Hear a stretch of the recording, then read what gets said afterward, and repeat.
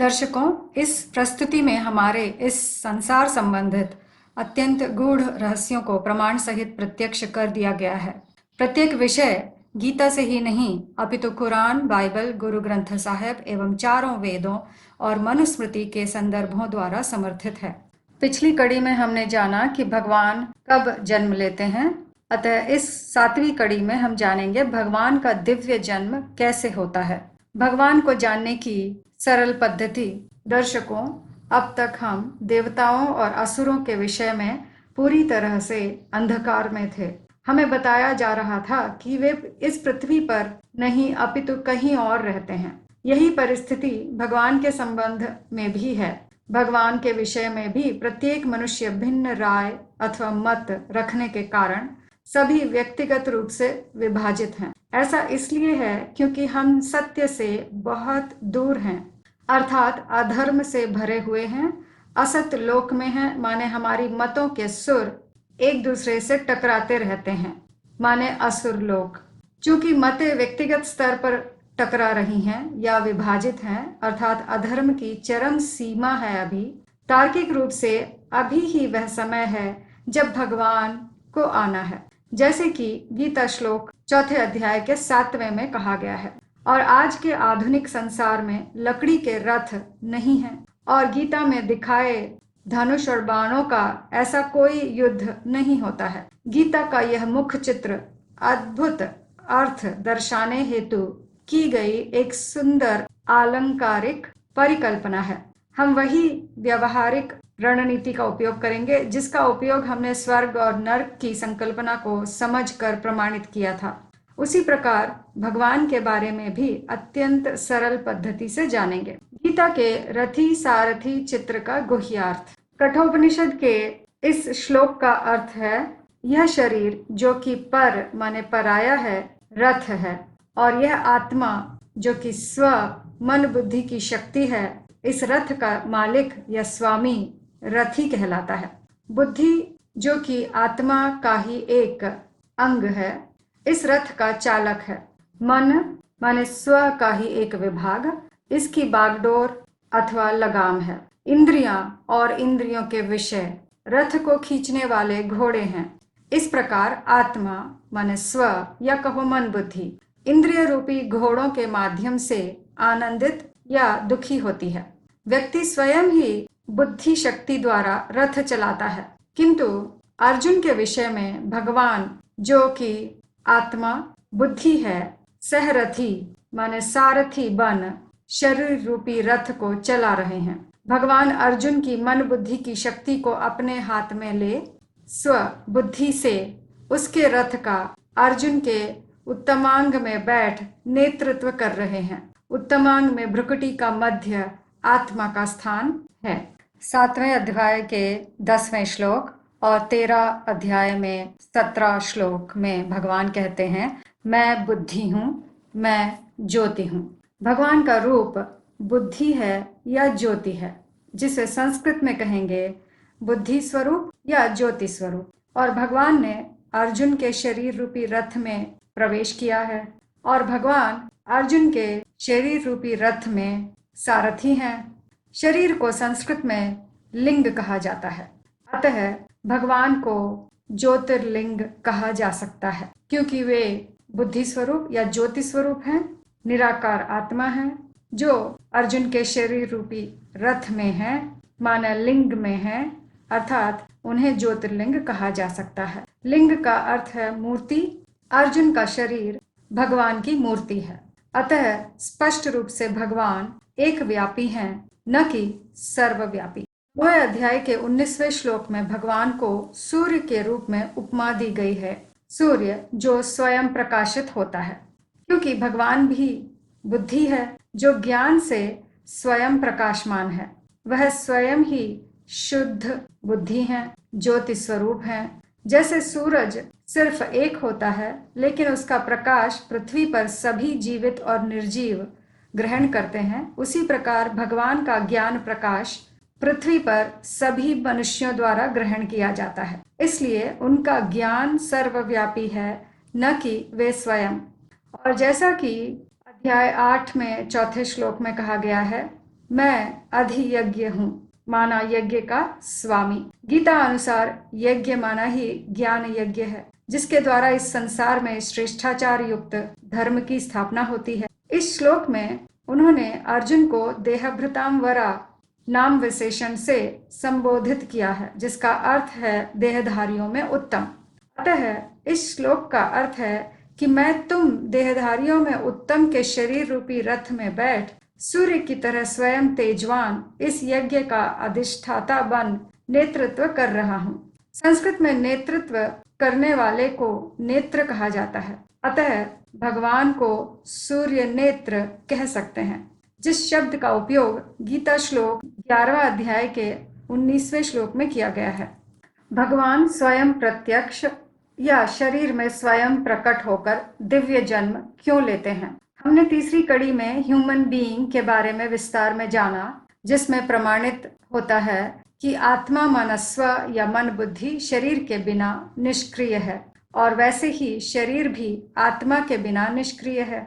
जैसे एक पौधे का बीज संभावित ऊर्जा से भरा होता है, लेकिन तभी सक्रिय होता है जब उसे पृथ्वी में बोया जाता है। इसी प्रकार सूक्ष्म बीज रूपी आत्मा तभी सक्रिय होती है जब वह प्रकृति रूपी शरीर या मिट्टी से बने देह के साथ होती है। किंतु जब आत्मा एक माँ के गर्भ में भ्रूण में पहुंचकर सक्रिय होती है, जैसे कि हम सभी मनुष्यों के विषय में होता है, तब हम आत्माएं पिछले जन्म या जन्मों को भूल जाते हैं। अतः भगवान जो स्वयं एक आत्मा है, जो कभी जन्म नहीं लेते, वे भी यदि हमारी तरह जन्म लेंगे तो प्रकृति नियम अनुसार वे भी सब कुछ भूल जाएंगे। ऐसी परिस्थिति में जब हम मनुष्य पूरी तरह अधर्मी हो जाते हैं लौह युग के अंत में, तो हमें धार्मिकता सिखाने वाला कौन होगा? अतः एक आत्मा सदैव अजन्मा रहती है और अपनी भूमिका निभाने का एकमात्र समय कलयुग के अंत में स्वयं एक शरीर में प्रत्यक्ष होती है। भगवान जो शुभ एवं शुद्ध बुद्धि है, स्वयं किसी और के माने अर्जुन के शरीर में प्रत्यक्ष होने के कारण उस आत्मा में भूल की प्रक्रिया नहीं होती, वो ज्ञान से भरी होती है। भगवान जो शुभ एवं शुद्ध बुद्धि है, सर्वोच्च आत्मा है, उन्हें भी आत्मा को सक्रिय करने के लिए माने स्वयं को सक्रिय करने के लिए शरीर की आवश्यकता होती है। अजन्मा भगवान स्वयं प्रत्यक्ष होता है, इस विषय के प्रमाण में यह गीता श्लोक प्रस्तुत है। इस चौथे अध्याय के 6ठे श्लोक में भगवान कहते हैं, अक्षय अर्थात जिस आत्मा की शक्ति कभी क्षरित न हो, वह मैं अजन्मा होते हुए भी प्राणियों का श्रेष्ठतम शासनकर्ता होते हुए भी अपने गुप्त गुह्य प्रकृति का आधार लेकर आत्मशक्ति से दिव्य जन्म लेता हूँ। स्वयं आत्मशक्ति से दिव्य जन्म लेकर व्यक्त होने को हम स्वयं भवा संस्कृत में कह सकते हैं। उसी प्रकार चौथे अध्याय के 7वें श्लोक में भगवान कहते हैं, जब जब कलयुग के अंत में सद्धर्म की हानि और इस्लामी, बौद्धी, क्रिश्चियन आदि अधर्म की वृद्धि होती है, तब ही मैं स्वयं जन्म लेता हूँ। स्वयं जन्म लेना संस्कृत में स्वयं भू कहा जाएगा। 9वें अध्याय के 18वें श्लोक में भगवान कहते हैं, मैं प्रभु, स्वामी, मास्टर या लॉर्ड हूँ अखूट ज्ञान का। मैं ही उत्पत्ति माने अ, ब्रह्मा का अ, विनाश माने शंकर या महेश का माँ, स्थिति माने विष्णु का ऊ, आधार और ज्ञान का अविनाशी बीज मैं ही हूँ। अन्य श्लोक जिसमें भगवान स्वयं को अ उ मा माने ओम के ज्ञान का जानकार बताते हैं, वे यहाँ पर उनकी संख्या लिखी गई है। जैसा कि 9वें अध्याय के 18वें श्लोक में कहा गया है, भगवान स्वयं श्रेष्ठ बुद्धि होने के कारण एकमात्र वे ही मानसी उत्पत्ति, पालना और विनाश माने अ उ म के ज्ञान का अखूट भंडार हैं, और वह मालिक या स्वामी हैं, प्रभु हैं माना प्रकृष्ट भूति अर्थात अद्भुत अभिव्यक्ति। ओम या अ उ म के स्वामी या नाथ हैं, जिसे संस्कृत में ओमकारेश्वर माने ओम माने अ उ म तीनों कार्य, कार माने कार्य, ईश्वर माने स्वामी। अतः भगवान ही ओमकारेश्वर हैं, जिन्हें ओमकारनाथ या एक ओमकार भी कहा जाएगा। 9वें अध्याय के 11वें श्लोक में भगवान कहते हैं, मूर्ख लोग साधारण मनुष्य शरीर का आधार लेने वाले मुझ प्राणियों के महेश्वर की अवज्ञा करते हैं, मेरे श्रेष्ठतम परम भाव को नहीं जानते। यह श्लोक स्पष्ट रूप से बताता है कि कोई भी न तो भगवान को पहचानते हैं और न ही उनके रथ को। इस श्लोक में स्पष्ट कहा गया है कि भगवान मानव शरीर का आश्रय लेते हैं और हमने देखा है कि भगवान केवल अर्जुन के रथ में विराजमान होते हैं, अर्थात वे केवल अर्जुन के शरीर रूपी रथ का ही आश्रय लेते हैं। अर्जुन के शरीर में ही स्वयंभू होते हैं। तो अब यह प्रश्न उत्पन्न होता है कि भगवान ने अर्जुन के शरीर रूपी रथ का आश्रय कैसे लिया, स्वयंभू कैसे हुए? इस प्रश्न का उत्तर 11वें अध्याय के 54 श्लोक में है। यह श्लोक कहता है, किंतु कामादिक शत्रुओं को तपाने वाले अर्जुन अव्यभिचारी भावना से मैं ऐसे ज्ञान द्वारा विधि पूर्वक जानने पहचाने, देह रूपी आधार या रथ द्वारा तत्व पूर्वक देखने और उसमें प्रवेश करने में भी समर्थ हूँ। भगवान प्रवेश करने में भी समर्थ हैं, माने वे पर काया प्रवेश करते हैं। अर्जुन के शरीर में उन्होंने प्रवेश किया।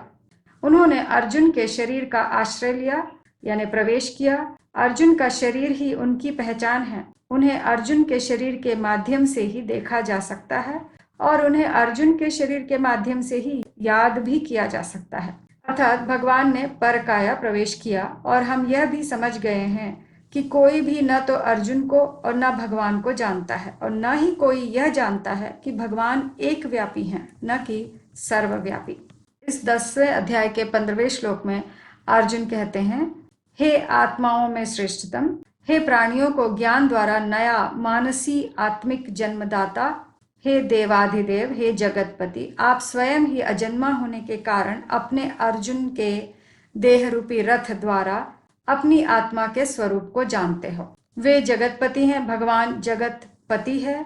जगत माना संसार, जो कि मुख्यतः कलयुगांत का संसार है, जिसे संस्कृत में विश्व कहा जाता है, और विश्व के पति या विश्व के स्वामी या विश्व के नाथ को विश्वनाथ कहा जाएगा। 13वें अध्याय के 12 श्लोक में कहा गया है, जब भगवान स्वयं प्रकट होते हैं तो उन्हें अर्जुन परम ब्रह्म संबोधित करते हैं और परम ब्रह्म को श्री गुरु के रूप में जानते ही हैं सब। जैसे कि गुरु गीता के श्लोक गुरुर ब्रह्मा गुरुर विष्णु गुरुर्देवो महेश्वरा गुरुर साक्षात परम ब्रह्म तस्मै श्री गुरवे नमः कहा गया है, अर्थात श्रेष्ठ गुरु। यही संबोधन गुरुर गरीयान के रूप में गीता के 11वें अध्याय में 43वें श्लोक में बताया गया है। श्रेष्ठ गुरु अर्जुन से कहते हैं कि इस गुरु को जानने पर ही अमरता का ज्ञान अनुभव होता है, क्योंकि एकमात्र उन्हें ही स्वर्गीय धर्म अर्थात स्वधर्म का ज्ञान है। उन्हें इस श्लोक में अनादि कहा गया है क्योंकि वे सदा अजन्मा हैं। अर्जुन के देह में परकाया प्रवेश कर प्रत्यक्ष होते हैं, जिसे दिव्य जन्म कहा गया है। अतः उन्हें इस श्लोक में ऐसा बताया गया है कि वे न तो सत हैं न असत। परम ब्रह्म स्वयंभू हैं, सबसे पूजनीय व्यक्त रूप हैं और वे ही देवों के देव हैं, अतः महादेव हैं। उन्हें ही स्वर्ग माने अमरत्व का ज्ञान है। अमर देवी देवताओं के स्वामी को संस्कृत में अमरनाथ कहा जाएगा। परम ब्रह्म परम गुरु सर्वज्ञ हैं, सभी में उनका ज्ञान सर्वव्यापी होता है, परंतु वे स्वयं केवल अर्जुन के शरीर रूपी रथ में एक व्यापी होते हैं। 13वें अध्याय के 14वें श्लोक में भगवान कहते हैं, देह रूपी रथ में प्रवेश करने पर जिस निराकार भगवान में सब इंद्रियों के गुणों का आभास होता है, फिर भी सब इंद्रियों से रहित है, अनासक्त होने पर भी सबका भरण पोषण करने वाला, प्रकृति के सतरज तम तीनों गुणों से रहित है, फिर भी उनका उपभोग करने वाला है। 10वें अध्याय के 12वें श्लोक में अर्जुन कहते हैं भगवान से, आप ही परम ब्रह्म हैं, आप ही अजन्मा दिव्य विशेष रूप से प्रकट होने वाले पहले दिव्य स्वरूप आदि अनादि देव हैं और उन्हें विभूति से संबोधित किया गया। जब भगवान साकार माना देह रूप में होते हैं तो वे अनंत श्रेष्ठाचारी गुणों को प्रदर्शित करते हैं, इसलिए उन्हें पहला दिव्य रूप या आदि देव कहा गया है। विभु शब्द दो शब्दों वी और भूति से बना है। उपसर्ग वी का उपयोग विशेषता या विविधता दर्शाने के लिए या विपरीत अर्थ में भी उपयोग किया जाता है। इसलिए भगवान दोनों ही हैं, जैसे कि विशेष भूति हैं जिसका अर्थ है विशेष अभिव्यक्ति, और वे भूति के विपरीत भी हैं क्योंकि उन्हें उस शरीर से कोई लगाव आसक्ति नहीं है। वह उस शरीर की इंद्रियों के भान से आसक्ति से रहित रहते हैं। दोनों तरह से वे विभूति हैं जिसका अर्थ विशेष रूप से प्रकट होना है और साथ ही वह निराकार भी हैं। पवित्र भस्म को भी विभूति कहा जाता है। भगवान उस शरीर में रहते भी इंद्रियों द्वारा भासना लेते हुए भी उनमें अनासक्त रहते हैं, उनका भोग नहीं स्वीकारते, माना विभोग या विभोगी हैं। वह शरीर में प्रवेशित होते हुए भी उस शरीर के प्रति राग रहित, माने विरागी या वैरागी कहलाते हैं।